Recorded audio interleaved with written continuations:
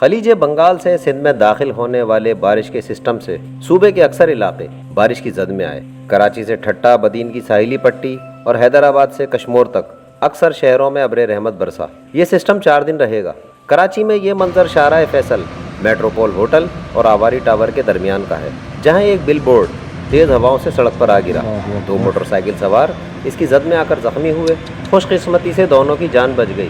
NDMA کے نالوں کی صفائی سے یہ ضرور ہوا ہے کہ زیادہ بارش کے باوجود شہر کی وہ صورتحال نہیں ہوئی جو جولائی کے آخر میں بارش سے ہوئی تھی، یعنی پورا شہر تالاب کا منظر پیش کر رہا تھا۔ تاہم NDMA کی کارروائی سے وزیر اعلیٰ سندھ اور ان کی ٹیم سڑکوں پر نظر آئی۔ یہ ہمارا نہیں، مبصرین کا کہنا ہے۔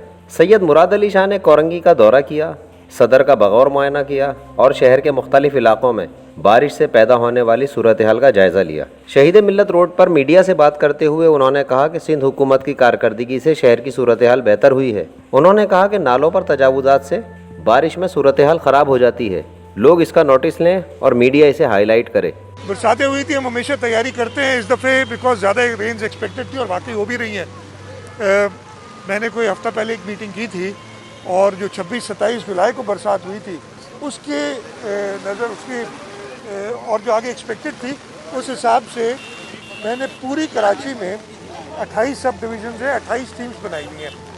وہ ہر ٹیم جس میں ہماری انتظامیہ کے لوگ، ہمارے پولیٹیکل لوگ، KMC، respective DMCs، union councils, cantonment areas, ان سب کے لوگ ان میں شامل ہیں اور اپنی اپنی جگہ پہ کام کر رہے ہیں۔ کل جب برسات ہوئی تھی اور کافی تیز بارش ہوئی تھی، 94 ملی میٹرز بارش ہوئی تھی بیس کے علاقے میں، ایئرپورٹ کے علاقے میں 70 ملی میٹر سے اوپر ہوئی، اور آپ نے دیکھا کہ یہ سارے علاقے، میں خود اسلام آباد تھا اور صبح تو 8:45 بجے کراچی پہنچا ہوں اور شارع فیصل سے آیا ہوں، PF بیس پہ اترا ہوں جہاں پہ سب سے زیادہ بارش ہوئی تھی اور وہ روڈ سارے کلیئر تھے۔